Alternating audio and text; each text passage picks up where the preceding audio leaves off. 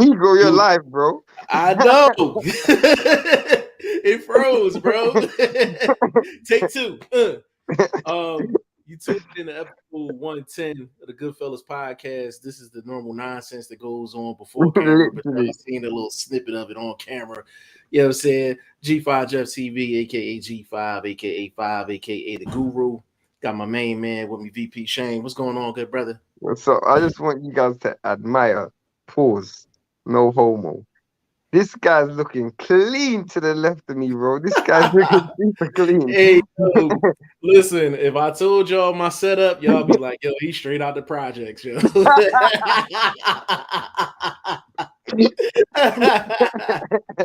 Hey man, listen. This is why we love doing what we doing, man. We just come in here and have fun, Yeah, have fun, bro. Definitely. man. Big shout out to Devin, man, in the building early. Said salute, fam. Salute to you, Yeah, family, bro. man. You was in the joint yesterday, man. Heavy. Big shout out to you. So today we gonna go a different route. Usually we'll pick That's something hopeful. going on in terms of fights and things like that, but it's kind of light today. So actually, we're gonna actually get into a topic of sparring stories that we hear about throughout the sport of boxing, past, present, in between. And friend of mine, friend of VP Shane, YSM Sports Media. He one of the hottest dudes, one of the hottest media dudes in the game right now, man. Like he definitely doing his thing, and I'm happy for him because we in the same city. You know what I mean? So you see somebody from the city representing, you definitely got to give it up, man. Big shout out to YSM Sports Media. But he did a dropped a video today that's kind of buzzing in the streets right now with Brian Norman Sr. For the people that don't know who Brian Norman Sr. is, his son, Brian Norman Jr. And that name is known around the boxing gym streets for giving out some really, really, really good sparring. And what we're gonna do is we're actually gonna play the YSM video that dropped today with Brian Norman Sr. Shane hasn't heard it yet, so it's gonna be interesting to get his reaction. And then we're gonna get into the topic of how important is people's success in sparring against certain fighters. How important is it to you? How important is it to the fighter that gets the better of, and how important is it to the fighter that lost the sparring? So we're gonna definitely get into it. I don't know how long we're gonna be on today, but I guess that's up to you guys and see how much is actually cooking. But before we get started, the Boxing Prediction Fantasy League will be starting August 6th. Promotion will be starting for it next week. So definitely get ready for that. It's going to start with the Jake Paul and Hossein Rahman Jr. fight. And that's a great way to start off because I don't know who's going to win that fight. Like, I don't know who's going to win that fight. And I'm gonna go Hashim Rackman. I'm gonna you go going Hashim. Rahman? Yeah. Okay. I was leaning there too, bro, but there's some. Well, I'm gonna say this, and you tell me if you change your mind. So the heaviest Hossein Rahman Jr. has been, I think, is like 260. His average weight, like in his fights, is around 220. The lowest he's been is 210. Mm-hmm. So they're supposed to be weighing at 200, and it's supposed to be a 10-pound rehydration clause. So he will be coming in the lightest of his career since the amateurs. Does that change your opinion any? That's a stretch. That's a weight cut. That's a cut. I don't know. I don't know if he cut 20 pounds, 30 pounds, but that rehydration is so important. Same day rehydration. I don't know if it's the same day rehydration, but I know it's a 10-pound rehydration. That made me scratch my head. That's a that's a problem. That's a Is problem for there a somebody. fine? I'm sure it is, but if I'm Hossein Rahman, I just take the fine, bro. I'll just take the fine. Yeah, you don't want to be losing to no Jake Paul, YouTuber, I'll take the I gotta because he can't step foot in the streets again if he loses Jake Paul. Yeah, bro. He can't, you can't. And that's no disrespect to Jake Paul, but that like just you supposed to be a legit boxer with and your dad probably kicking you out the family dinners and all that, man. Like for sure. But you know what? We ain't even gonna waste no more time, man. Let's actually get into this YSM video. And this is Brian Norman Sr. talking about his son sparring Tank Davis more than once. Maybe about a year ago. A little over a year ago. But let's get into it. Let's see.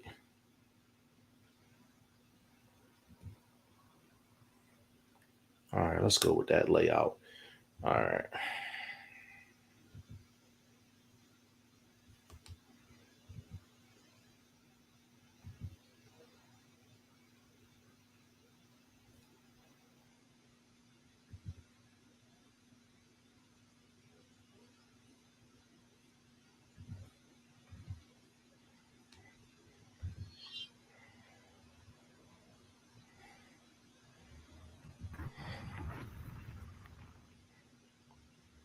Same situation. A lot of people don't know this, man. Back fucking right up. Hold on a second, bro. Cool. I honestly didn't know who the fuck he was. I had no clue who the hell Tank was. My coach Cannon, OC, called him OC Cannon, and our GM kept calling me, "Hey man, can your son spar with my son was 16 years old? Hey man, can your son spar with Javante Tank Davis?" I was like, fuck, like who the fuck is Javante Tank Davis? You know what I'm saying? So anyway, they kept asking me. We kept saying yes at the time. He wouldn't show up. You know, whatever the case may be. All right. So finally, they asked us one more time. On the day they showed, he was came at 7:00 in the evening. My son was still in school. All right, still in high school. He supposed to came. He was in 10th grade. My son was in 10th grade. So anyway, he supposed to came that evening at 7:00. We go in at 7:00. We're waiting. Everybody sitting around getting ready to work. 4 hours later, the man came at 11:00. Tank walked in the door at 11:00. Disrespectful to the motherfucker. Ain't apologized. Ain't called. He walked in slow strolling. Had his stripper bag. That's what I call it. They had a roll. You know somebody roll the suitcase. Yeah. So that's how I'm looking like, bro. You come with your stripper bag like you fucking, you know what I'm saying, like you diva and shit. He come in that way, and you know he looking at the gym, stretching and shit. I mean, with no kind of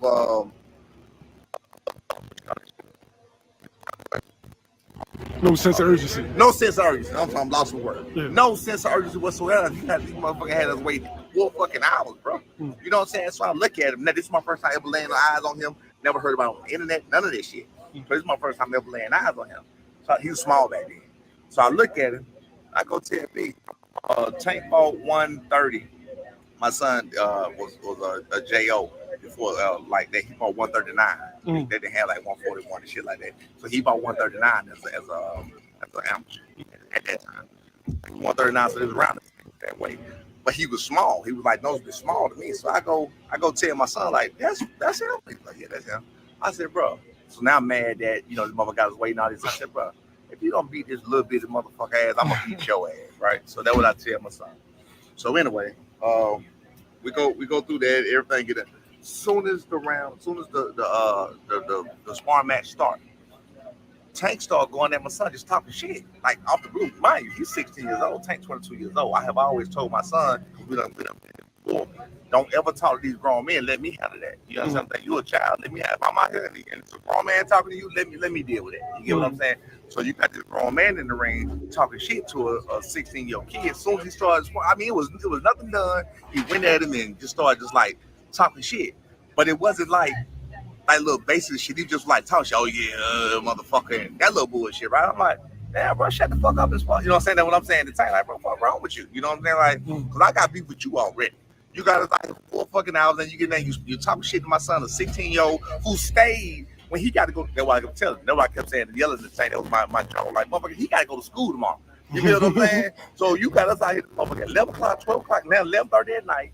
fucking with your motherfucking ass. You get what I'm saying? And you motherfuckers in here talking shit. We doing you a favor. You asked us. We didn't ask you. I don't fucking know you from a can of paint. You understand what I'm saying? So now that starts. Me and him going back and forth. So now by this time, my son's getting the best of him. So now by this time, he ain't blooded him up or none of that time. But by this time, me and Tank are at like screaming, like nigga, fuck you, that kind of shit. We at war now. So he was like, I said, I tell you what, do me a favor then. If you want to hurt me, hurt my son. He right there in front of you. If you want to hurt me, hurt my son. That's how you hurt me. You hurt my son, right? That's my seat in the ring with you now hurting, right? So they got down like they finna do something, right? Well, they went. It was one little thing. They went, blow, blow, blow. He fucking hurt him. Tank held him for 2 fucking minutes, the last round. 2 minutes. I'm not exaggerating. He held my son and talked shit to me behind, like he kept turning him around. Like, damn, bro, why you man in the ring? You talking shit? You say you finna hurt him? You finna do that? Let him go. Spar. 2 fucking minutes of the last round. That shit was 1 minute of the last round of they sparred. And my son got the best on me. He hurt his ass. He grabbed him and he held him and just talked shit to me for the last 2 minutes, right? This was back, like I said, my son was 16 years old. So now we already had beef leading up to 2021. So apparently I thought he knew because I was like, I had been trying to get him back in there, get some work. So we had, me and him, Tank had a couple of beef on Instagram, little side shots on Instagram. But what he did was he did his best not to mention it. Even like what he do now, he does his best not to mention the shit. So anyway, fast forward.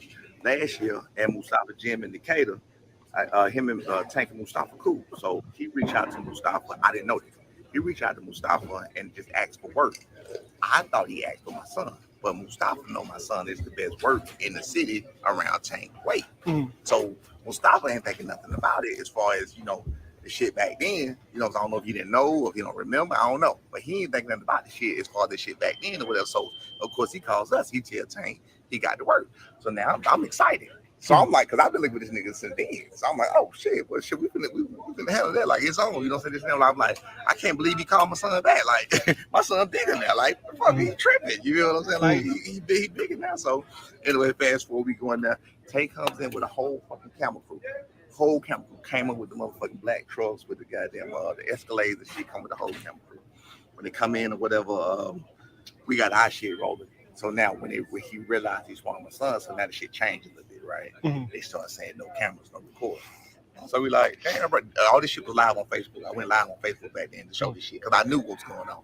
So he like, yeah, no camera, no recording, whatever. So we like, damn, bro, what you need no camera, no recording? You goddamn brought a whole motherfucking camera crew in. So now he got it with me like, damn, bro, what's up with you and this and that? So now me and Tank get into it right then again.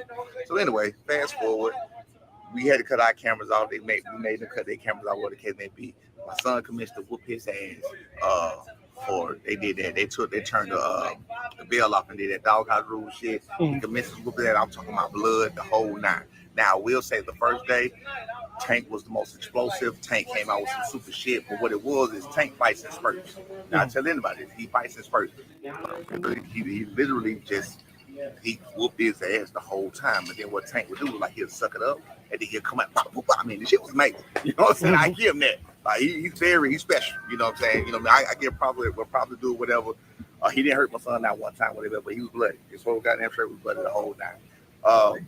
That shit ended, came to a low, they just came to a little hug and stopped. Nobody stopped or whatever, that was over with. So now they come back, the little Instagram shit started, all the beats started. Go ahead. All right, so goddamn, where I was at. You said the doghouse rules. Now they go to the end. Okay, the day over. That first day over, he blooded, the whole 9 of the Come here, B, and you can look this up. B, come here for a minute. You can look this up. You can look this up on YouTube if you don't believe me. Look on my nose. His nose. You see his nose? You see that on his nose? Yeah. He always. How do I know my daddy? He always. Go back. This motherfucker that Photoshop it made that shit right there, that bridge on his nose, made it bigger. My son did interviews after the sparring session and everything else. You can go look this up. He posted the fucking what's the name? B, what's that? Showtime. What we like? Showbiz the. What's the name? Showbiz the adult. The Showbiz the adult. Yeah. Shouts out to Showbiz. Right. Shout out to Showbiz. He posted it where he exposed that motherfucker Photoshop the picture of my son. I'm sorry, but that's the second day. So let me go on to from the first day. From the first day, he did the shit with Showbiz. He did interview with World Combat Sports. He did like shout out to Scotty, man. Shout out to Scotty. But it was like a whole fucking it was like a whole fucking tour of fucking interviews, but it wasn't us. That's what people not understanding. They like, we trying to get clout off the shit, but we wasn't. The fucking shit, Tank had posted that he's sparring this day and this and that, put the address and all that shit. So it was a whole bunch of people there. You understand what I'm saying? Like, we didn't do that shit. You feel what I'm saying? So everybody was at us, you know, at my son for the interviews and shit. You know what I'm saying? So that's what happened. Now, after that first day, so you know, the excuses come. Oh man, it was Monday. Oh man, he was partying last night. He was sleep. We all that old bullshit, right? We coming back Wednesday, and he said we come back Wednesday. Shit, they gonna be there Wednesday, right? We tell everybody else again. Everybody coming them up again. They coming there Wednesday. Of course, no videos, no everything else again. We get in there. My son commits to whoop his ass until he gets out the ring. I'm gonna give you everything to look for to prove what I'm telling you about the timeline. It's February the 1st. They skip February the 2nd, and they start February the 3rd. You look at Tank tweets about his hand. He extended his fight. He canceled his fight and put their X-ray and shit like that because he got out the ring with no excuse. He quit against my son. He quit. He literally stopped. No, everybody didn't know what was going on. He just stopped, took his head off. Everybody was looking like, damn, bro, what the fuck going on? Then you hear the story the next day. He hurt his hand and he broke his hand and sparring. No, nigga, he just wanted an excuse for all those people that saw him quit and saw him getting his ass. I mean, because he had said the first day, the second day, he had said, I'm not leaving until I break that nose. He told my son, no, I'm not leaving until I break his nose. So then after all that shit came out, that's when he posted that bullshit about the Photoshop. Again, all this can be looked up. You look up the dates. February the 1st last year, February the 3rd last year is when they sparred. February the 3rd or 4th is when he put that tweet out about his fucking hand being fucked up for sparring my son or whatever the case may be. Then he came back like, hey man, y'all tripping, ain't nothing wrong with my hand. My son made him postpone his fight. You get what I'm saying? Bottom line, but that's where the whole shit started. The whole shit started because my son was 16 years old and he was on some bullshit. That's how the whole thing went down, bro. You know what I'm saying? Yeah, that's a great story. I mean, that's how it went down. All I said it was long-winded, but I was trying to get it all in at the same time. You know? Is that dude just there to spar Boots? Because I was wondering, what's he doing in Philly? Because he don't sound like he's from Philly. Sound like he's from like North Carolina or something. Yeah, he spar. That's the same guy that spars Boots. And the same guy that spars Bud as well. How's he doing sparring Boots? They said he did good. Like he told you that YSM. No, actually somebody else. They said it was good work. Like Boots did what Boots usually do, but it was good work. Yeah, it was good work. Hold on, Bruce Gas in the building says salute brothers, big shout out to you family. He said I am true man. Said Atlanta, big shout out to you family. He's from Atlanta. I knew he's from the South. Yeah, he's from Atlanta. Sound like he's from the South. Yeah, he's from Atlanta. Yeah, so basically that's the video that's kind of buzzing around in the streets right now. Big shout out to YSM Sports Media for for getting that footage. Now, what I want to actually talk about, and the people that's listening, I want y'all to get in on this too, is throughout boxing history, you've heard stories of famous fighters or popular fighters that kind of get their ass handed to them in sparring sessions. Shane, just in a general sense, when you hear those stories, like, do you take every story pretty much the same way, or like, I mean, what's your feeling on that? Firstly, listening to him, I would definitely not question the credibility of what he's saying. I mean, yeah, I think it's true. I do. Maybe there's fabrications, maybe there's exaggerations, but I feel like the baseline of it is strong and solid. I'm not gonna question. I wasn't there, so I don't want to question the validity. And plus, I never feel like anyone's too good in sparring. Like, I've heard some crazy sparring stories, over my time of watching boxing, and like my dad always used to tell me about like people who used to spar back in the day who wasn't elite but were still able to spar at elite level. You know, so I have an understanding that what he's saying is probably true. Do I take sparring serious? In this instance,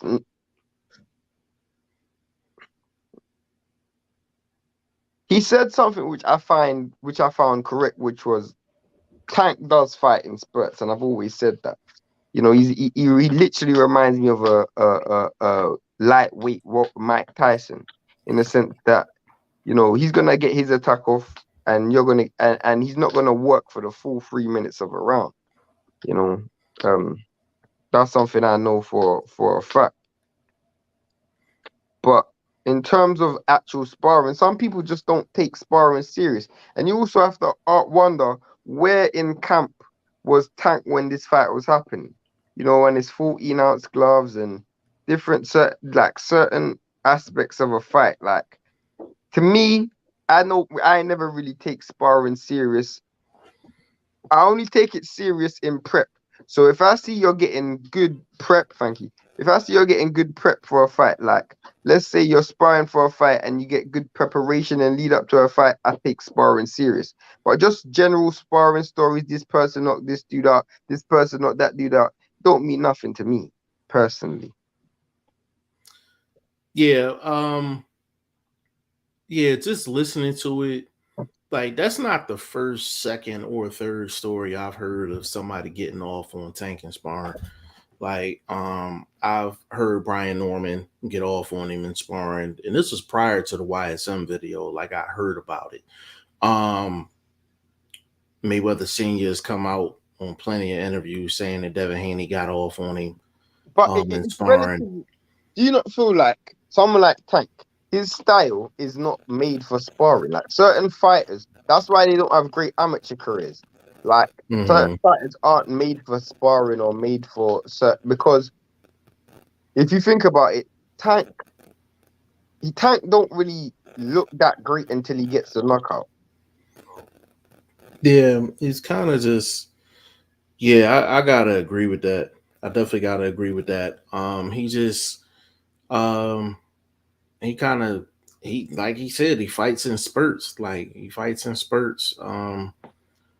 You know, I don't think you like if Tank goes against like a Devin Haney in sparring, like it's not gonna end well for Tank, because you're gonna take the guy that's most consistent throughout the course of the rounds. And you're Um, wearing heavier gloves. There's head guards. It's very difficult to score a knockout with those yeah, factors. right. And Tank don't necessarily set the plate before he eat. You know what I'm saying? Like a lot of times he hits you with that one shot and gets you in trouble, and then he's kind of going off. But yeah, I'm not surprised. I mean, you heard this story, you heard the Devin Haney story. There's been about two other stories that I've heard where Tank, was getting kind of smacked around a little bit in sparring. Me personally, I don't take too much credence into it. I really don't, because it's kind of like if an NBA player get off on another NBA player at practice. You know what I mean? Like it's kind of just like, oh, okay, that's cool. It's a good talking point for the day, but that's about it. But One thing I question is when he said he's never heard of Tank Davis before. I didn't buy that. I don't. I find if that's true, you shouldn't be in the sport of business, in the sport of boxing. Because when Tank Davis was 22, he was signed to Floyd Mayweather. I think he was even. I don't know if he was world champion, but he was definitely a professional with a lot of established fights at the age of 22. So for you to say you've never heard of Tank Davis, that would have been worrying. I don't believe that. Yeah, I don't believe that neither. To be honest with you, um, I don't know anybody that didn't know who Tank was at 22. If you're in the sport, you know what I mean. Um, Let me get in these comments real quick though. J.O. said, I heard Big Baby Anderson KO Fury 2 weeks before the Wilder fight. Heard the same thing. Don't mean anything. Yeah, Literally doesn't. J.O. said, salute the panel, man. Salute to you, Yeah. man. Devin said facts. J.O. Tank at 22 years old, performance against Pedraza was still my favorite. Yeah, that was a really, really good performance. And the thing was, Tank felt like he wasn't ready for that fight. You know what I mean? Tank felt like he wasn't ready for that fight. But that's one of my favorite performances from Tank, the Pedraza fight, because he literally he had to put it all together in that fight. Because Pedraza wasn't no slouch. He was a champion. He was not no bullshit champion. Like that's the credit that I do give Tank. When he won his first title, it was against a legit opponent, legit circumstances, and he showed up and showed out. And I gotta give him 100% credit for that. But Shane, what's some of the I guess give me your top 3 like sparring stories you done heard. Like you ain't gotta get into detail, just maybe the participants, maybe. I mean, I can go into details and some, you know, one of the greatest sparring fighters and like one of the greatest people for sparring was over in the UK was David Price. You know, and even Emmanuel Stewart said, you know, like David Price in sparring would absolutely destroy fighters. You know, he knocked Anthony Joshua out in 1 round. He knocked Tyson Fury out in 1. Well, I don't know if he knocked Anthony Joshua out in 1 round, but he knocked Anthony Joshua out, and Anthony Joshua confirmed that himself. Even Eddie Hearn did. He knocked Tyson Fury out in 1 round. He knocked David Hay out. You know, this dude's knocked out a hell of a lot of dudes in sparring. And the reason how I know all of those stories are true is because it never came from David Price. David Price never once said who he's beaten sparring. But he's had so much success in sparring. Again, it didn't mean anything. He never became world champion, you know, and he ended up having not such a stellar career, but he still. I think one of my favorite sparring stories though has to be not even the fact that it was it's Oliver McCall and Mike Tyson, and how Oliver McCall was the only one who actually stayed in there with Mike Tyson. You know, Mike Tyson was notorious for sending people home, you know, knocking dudes out, having 5 different sparring partners and knocking all of those dudes out. Oliver McCall was the only one who he never dropped, never knocked out, and he was always there sparring with him. And then Oliver McCall then said after that Mike Tyson didn't even hit him that hard. The hardest person that I ever got hit by was Burt Cooper. Now, if you guys look at Burt Cooper's resume, Burt Cooper, I think, has had 14, 15 losses, never once had a world title, you know, but still said he was the hardest. And then Evander Holyfield, who fought Mike Tyson, Riddick Bowe, Lennox Lewis said the hardest person who's ever hit him was Burt Cooper. So again, my point still remains that you got these dudes who don't have stellar resumes, didn't achieve a lot as a pro, doing amazing things in the gym.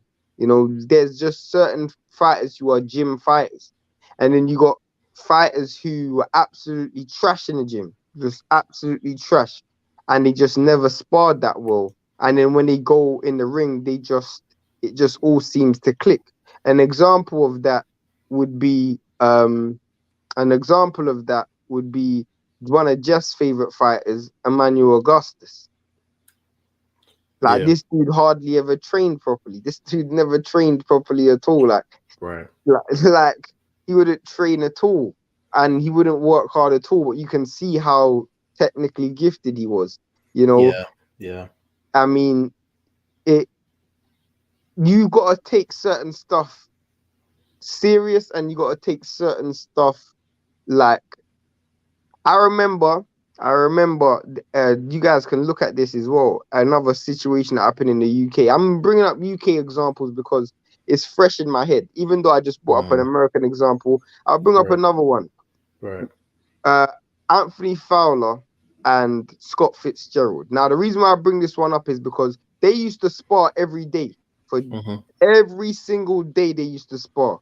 And Scott Fitzgerald said every day Anthony Fowler beat me up. Every single day he beat me. Every day they, like, literally, they would spar like he was his main sparring partner. They would spar every day. And then they fought.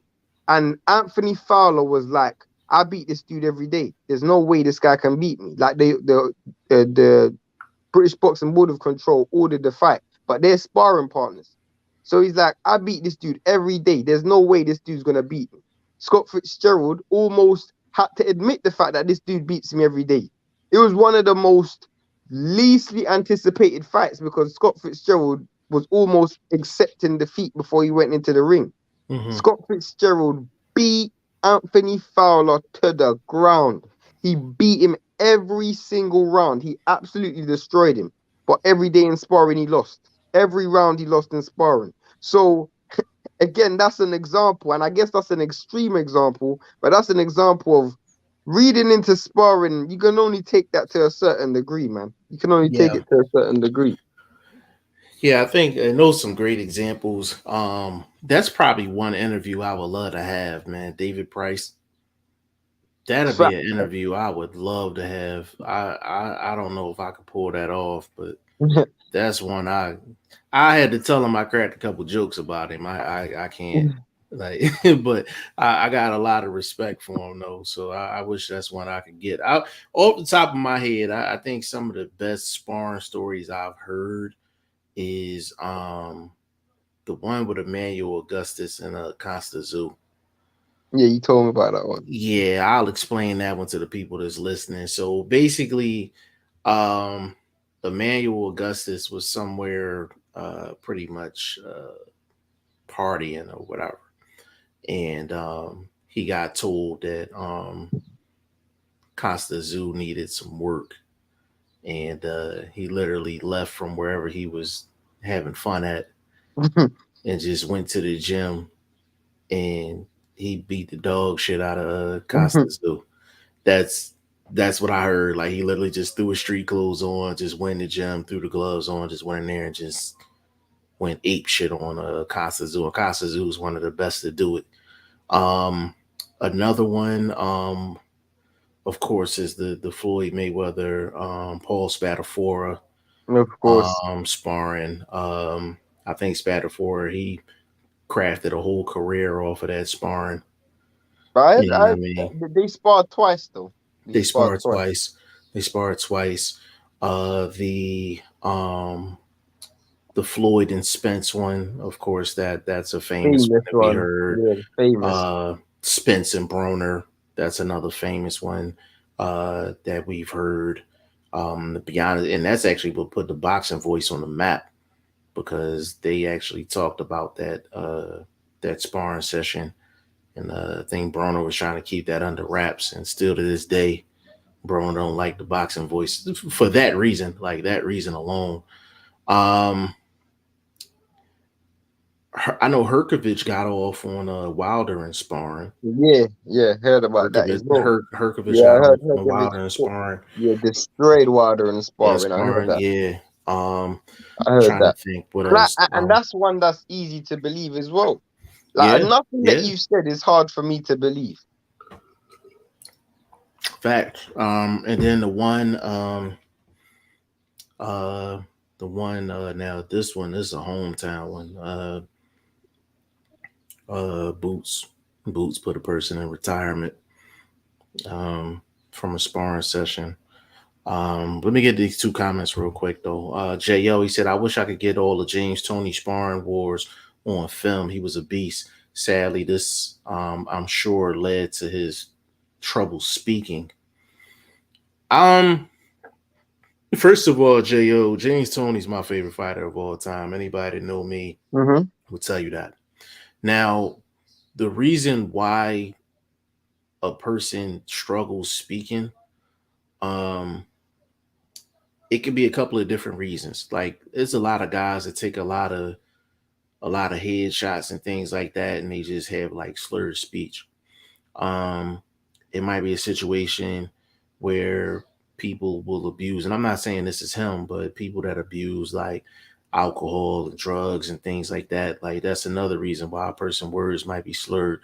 It may be another reason why his words are slurred outside of him taking like heavy shots. Like James Toney, even in sparring, he never took like clean headshots. Like now I will say this, just taking physical punishment over the course of so many fights. I think he fought like close to 70 times or something like that. Some crazy number. Like so he's been fighting since forever. So I would say an accumulation of him fighting along with the sparring, I think the longevity of it might be the reason why he has the slurred speech. But I would definitely say it's not because he was taking a lot of clean shots. I think I've seen James Tony maybe hurt maybe 3 times in his whole career. He got knocked down once, and I seen him hurt twice other than that. You know what I mean? But yeah, James Tony sparring is like he didn't like to do anything else. He didn't like to hit the bag, speed bag. He didn't like to do road work, none of that. All he wanted to do was spar all day, all night. That's all he That, wanted to that, do. that's another problem that people have, though. They just prioritize sparring too much. And again, to me, I get the importance of it, but you know, I mean, like, look at it. If we're looking at the crop of top fighters now, the Terence Crawford, Errol Spence, Usyk, Inoue, all of those dudes. Mhm. Like, how many dudes are they going to be able to find in the gym that's going to be able to test them in Yeah, sparring? yeah, You see my point? Like, you're not going yeah, to find much people on your level and on your level to spar that's going to test you sparring. So majority of the time, you got to work on certain things in camp.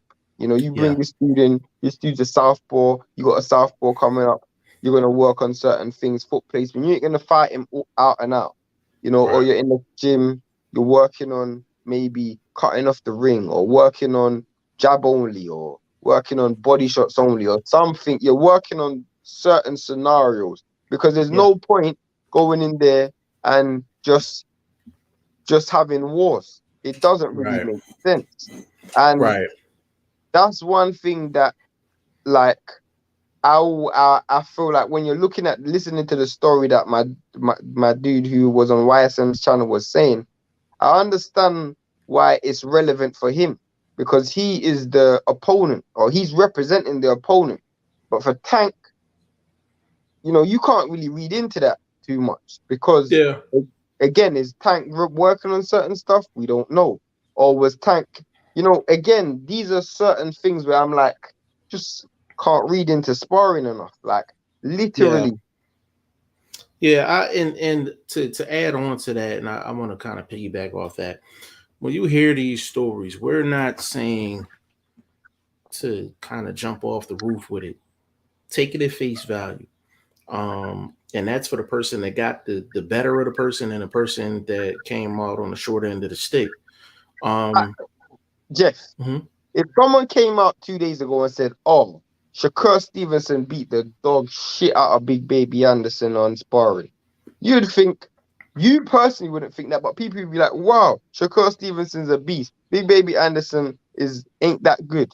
But then you saw the spar and we saw the spar, or we saw clips of the spar, and we're like, well, you can clearly see Shakur He's Stevenson just and Big Baby, they're working on something. working on something. Yeah. So it wasn't an actual spar.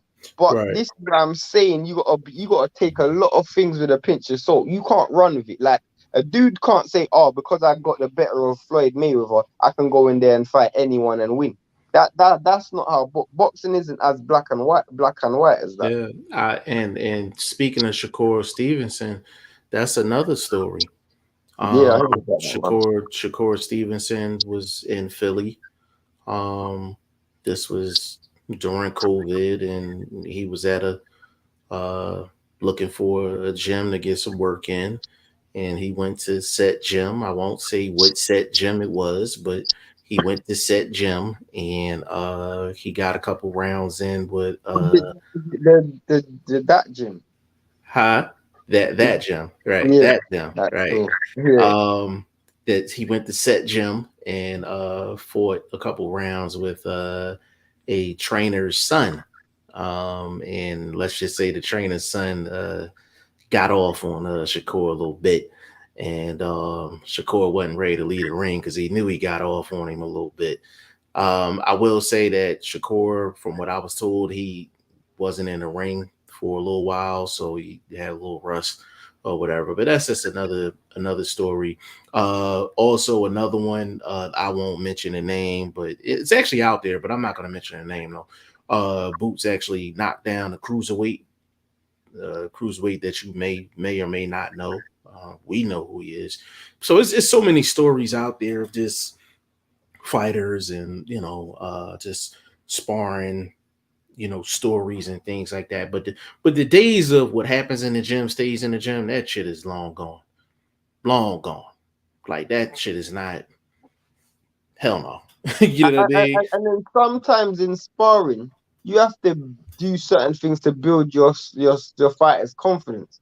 Like for example, after the Andy Ruiz loss that AJ took, or after the Fury loss that Wilder took, you can't throw those dudes in there with killers, bro, because their confidence is a little bit shattered.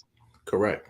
You can't throw Anthony Joshua in there with Joe Joyce or Hergovich, or Wilder in there with Joe Joyce or Hergovich straight away and think it's gonna go good, because those dudes are just gonna smell blood. Yeah, you gotta, when you got a cash cow, the rule of thumb is if you gotta face a puncher, you face him in sparring.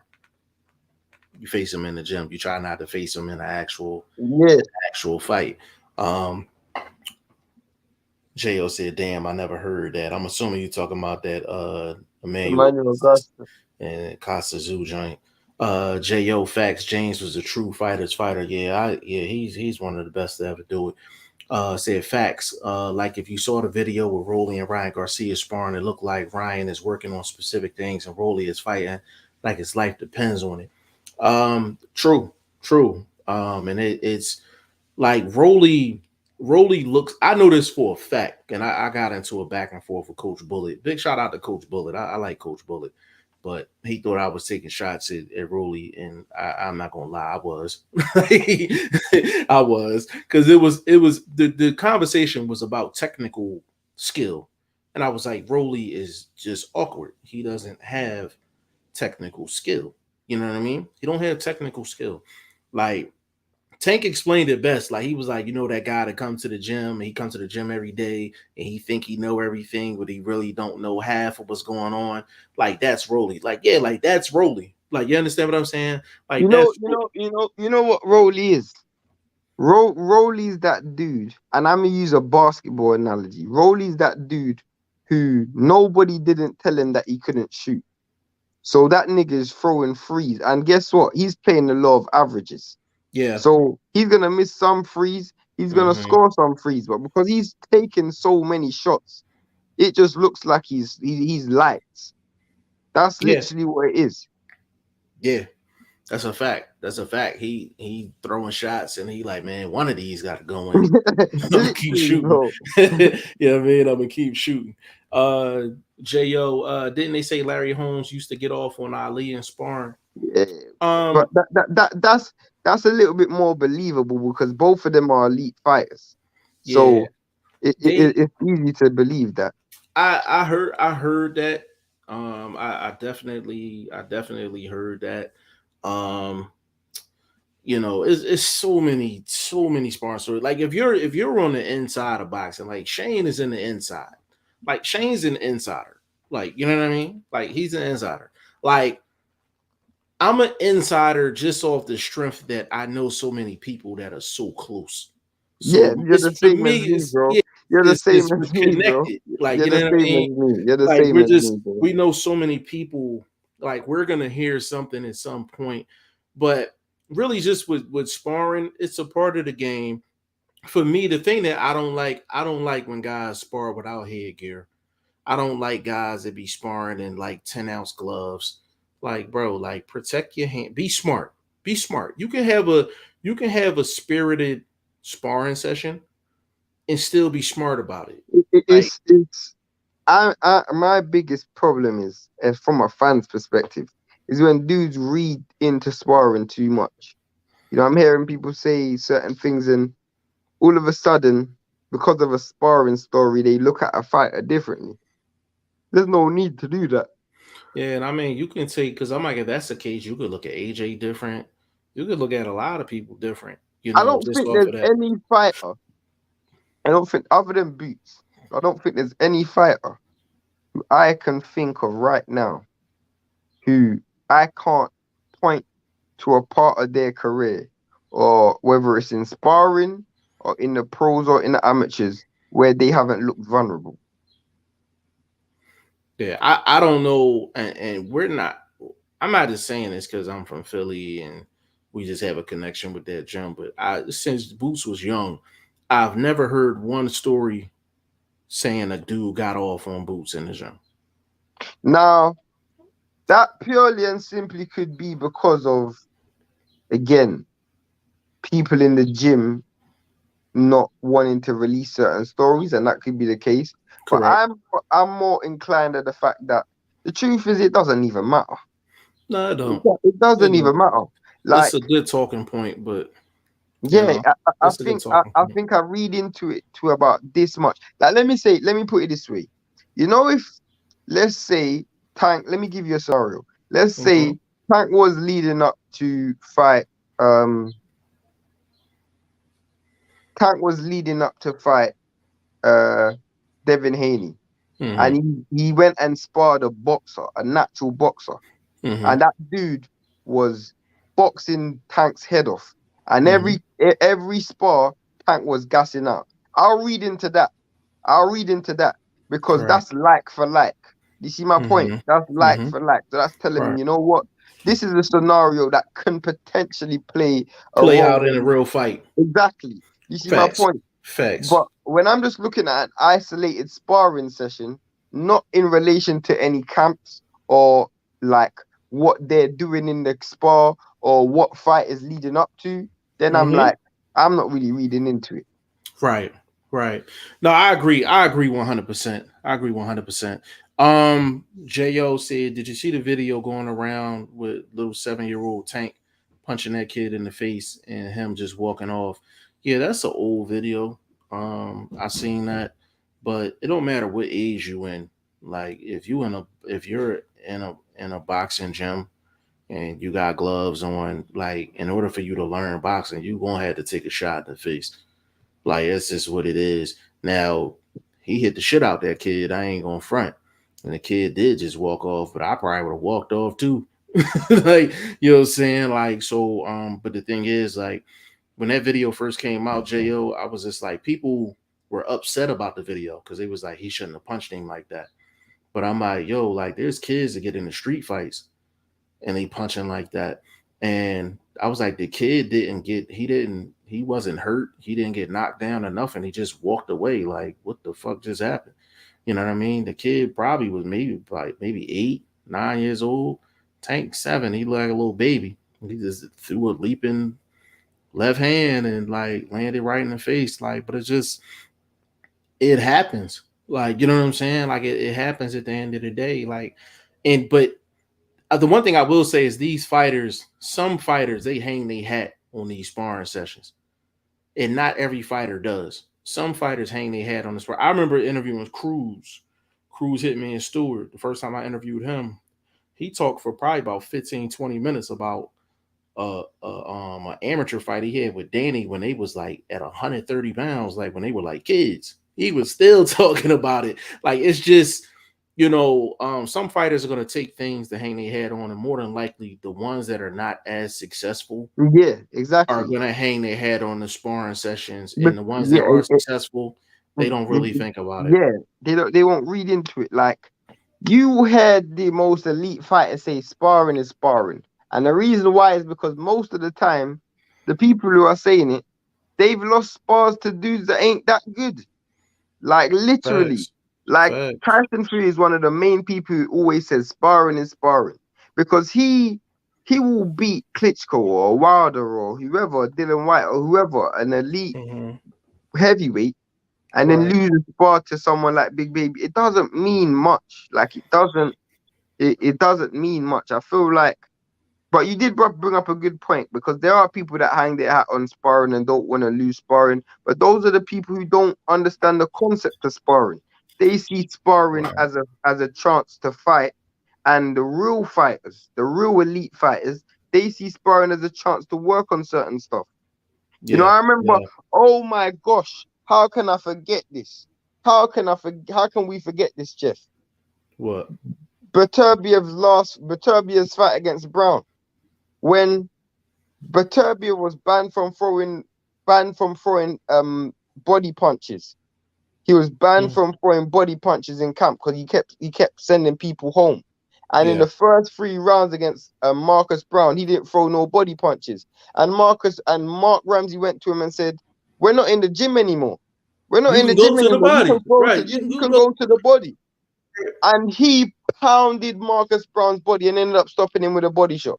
How can we forget that, bro? Like literally, this is what I'm saying. Like, you can't.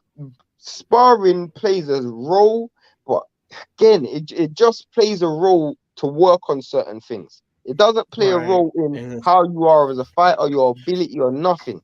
Doesn't mean that you're not a good fighter or anything. I'll give you another one.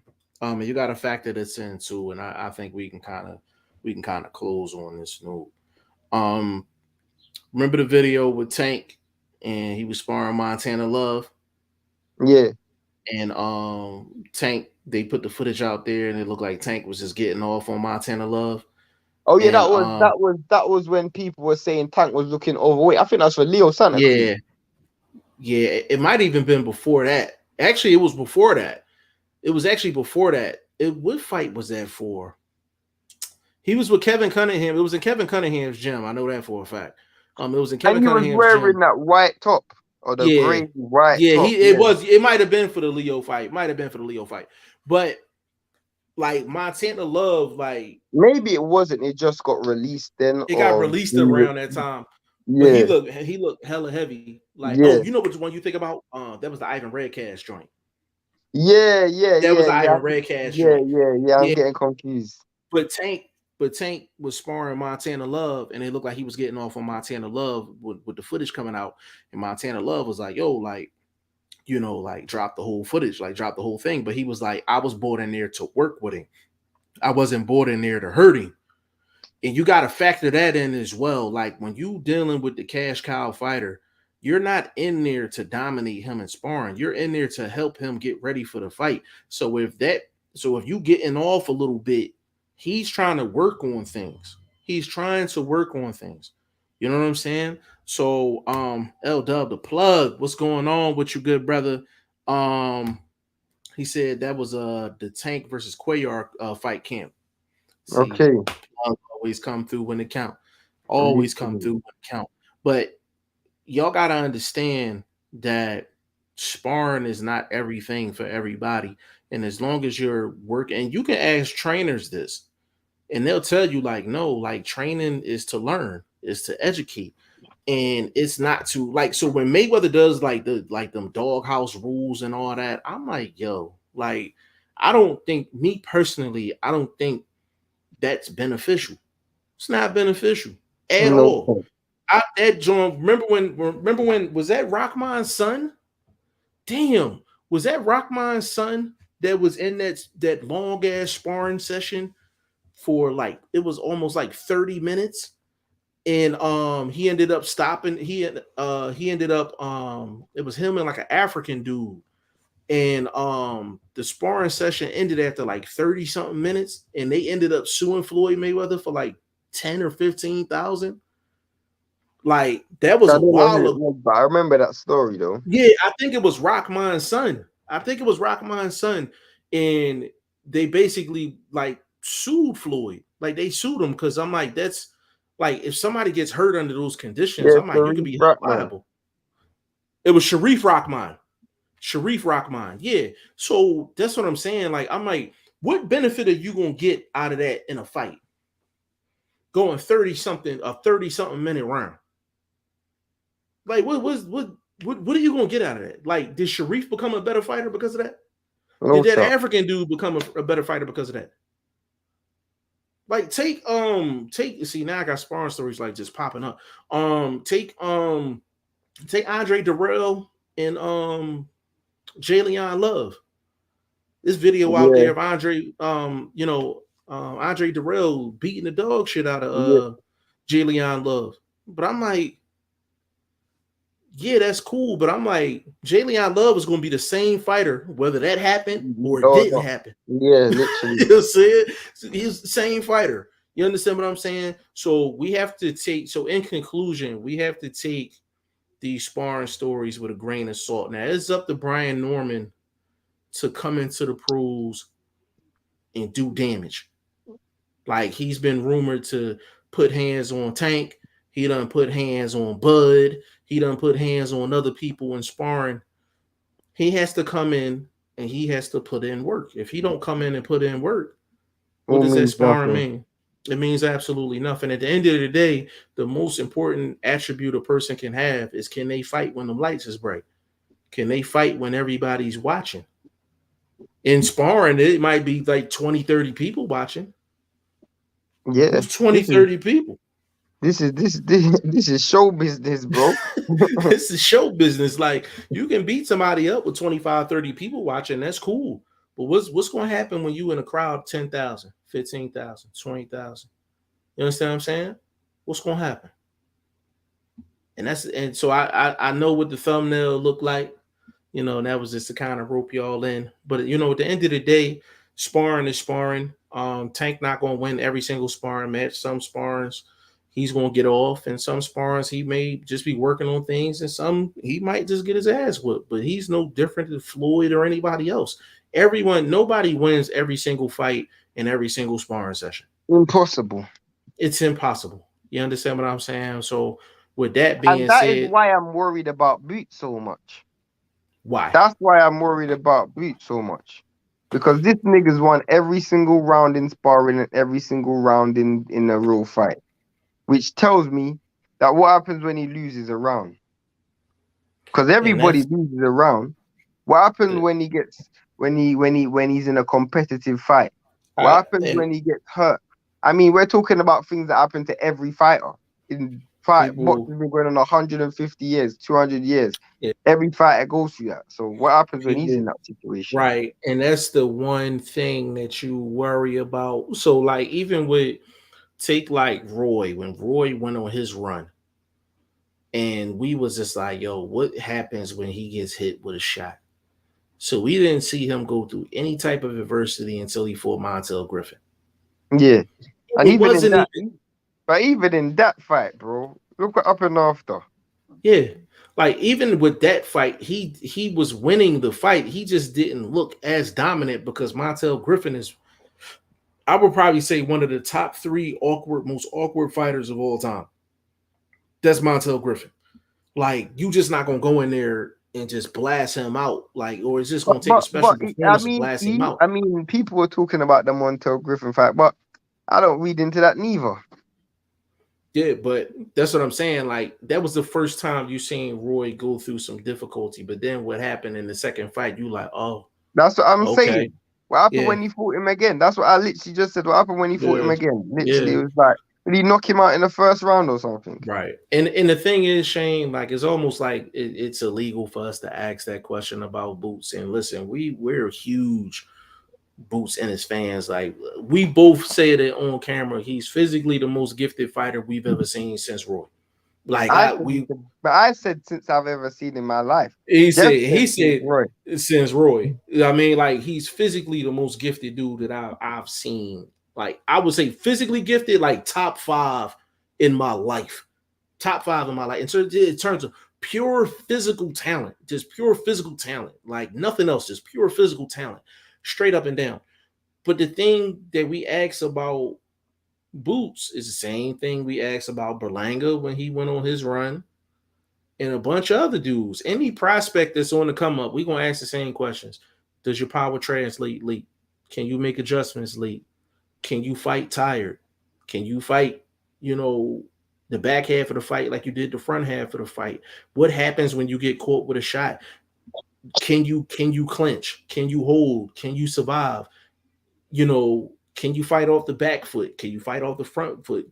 How many strategies do you have going into a 12-round fight? Mhm. These are all questions that we ask every single fighter that they say have potential.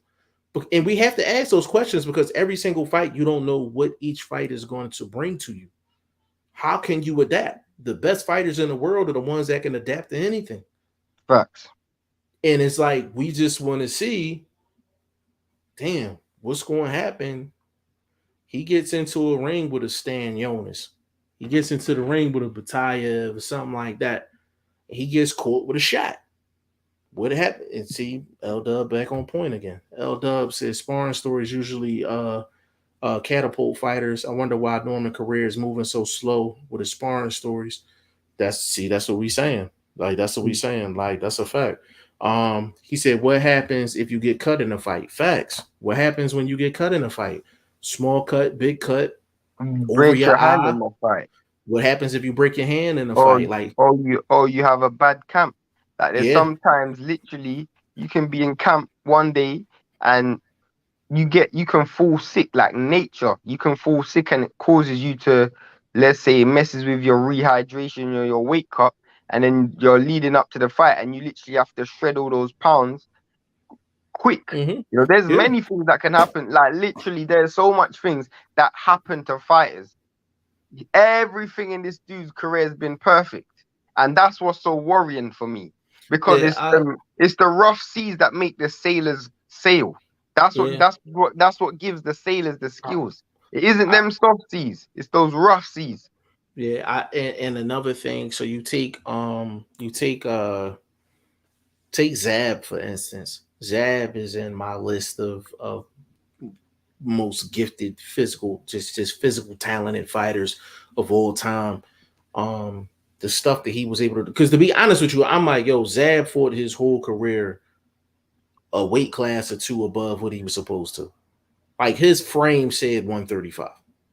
His frame said 135, and he fought at 147 for most of his career. You know what I mean? 140, 147. And when he fought Costa Zoo, he had no pushback. He was just a dude just running through everybody, just showing the physical talent, the physical ability. He's showing tricks, defensive tricks inside the ring, all of that. And people was like, yo, he's going to go into the ring and stomp Costa Zoo. But even going into that fight, people was like, what's going to happen when Costa Zoo puts that pressure on him? And you seen what happened. Like, there's going to be a moment where Boot's going to get caught with a shot. There's going to be a moment where he's going to have some difficulty. There's some guys, there's going to be a time where he's going to face a guy and he's throwing the kitchen sink at him and he's just not going nowhere. Right. All we want to see is, can Boots check? We want to literally see him check the boxes off. Literally. Like, we can say, like, oh, yeah, he's going to check all the boxes off. But I asked that from Berlanga. And I said, yo, he checked off more than half of the boxes that I asked him to check. I'm like, he went through injury, got through a fight. He got knocked down. He got up, got through a fight. He got frustrated, tried to bite a motherfucker. Overcame that, got through a fight. You know what I'm saying? So he didn't get through the question mark you had of, does his power carry late, though? He didn't pass that. No, but he actually had two fights where he got knockdowns late. Round 9, round 10. So he showed that. You know what I mean? Like, so it's this, and he showed he can win a decision as well. So I'm like, now he just has to work on actual skill set. Some of those intangibles, I'm like, he checked off some of those boxes. So now we're looking at skill set. Does he have the skill set to stomp with the top 10 dudes? You know what I mean? So if we just want to see the same thing from Boots and all these other young fighters, Virgil Ortiz, same thing. You know what I'm saying? Like, we just want to see them. What's going to happen when their environment change? We think they're going to be okay, but we just want to see it. That's all. We just want to see the proof. You know what I mean? But we're gonna close it out Just like that, L Dub said 100. Yeah, for sure. But we're gonna close that one out. Basically an hour 5 minutes strong. You know what I'm saying? Went a little different today. Big shout out to YSM for putting that video out there, basically giving us a topic and something to talk about for today. We got the top rank card coming this Saturday, Gonzalez versus Dog Bay. Big shout out to my guy T Woods. He gonna be on the card. 10-0, 8 knockouts. My guy Pacino Hill, big shout out to him. 8-0, 1 draw, 7 knockouts. And they're gonna put on and show out for the state of Iowa. But we've been rapping with them dudes for over 2 years now. You know what I mean? Big shout out to them. I thought this was an interesting topic to tackle, and just something that us hardcore boxing fans go back and forth on all the time. So Shane, give me your social media so we can get up out of here. I'm Shane the number one. There you go. Only on Instagram. Big shout out to my guy BoxingFirstVlog. I talked to him this morning. Big shout out to him. He will be back at some point next week for a cameo appearance, and he got a couple stories to tell, and I'm gonna let him vent on those stories. But big shout out to my guy BoxingFirstVlog, man. That's the guy that make it go. You know what I'm saying? Big shout out to Ty Finney. You're gonna see a lot more of him on here as well. I suppose be jumping on his podcast this weekend. We'll see how that works out. But yeah, this was episode 110 of the Goodfellas podcast. You can find me everywhere: Facebook, Instagram, Twitter, G5FTV, website G5FTV.com. And the Boxing Prediction Fantasy League will be starting up August 6th. So the promotion will be going down starting next week. We'll ramp that up and we're going to get everything ready. So on behalf of Boxing First Vlog, behalf of VP Shane and your boy G5FTV, this is episode 110 of the Goodfellas podcast. We'll see you. Bless.